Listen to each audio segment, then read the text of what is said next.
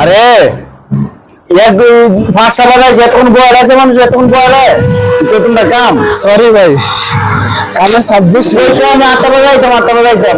এই তো আমি না খাইতেছি, লাগছে না খানা কিছু না। এখন রুমে যাবো, বাজে মনে করো 8টা। আমি রুমে গিয়ে ফাঁক করবো, ফ্রেশ হবো, খাবো। কাজে যে আমার ফোন দিচ্ছে, আমি ফোন করবো। আমি এত চাপ, সকাল 5টা বাজাইছি। এত কাম করে এখানে কি বিয়ে যদি করছো না? এত কাম করে খাবো কটা কও? কি অবস্থা? এত কাম করে খাবো কটা?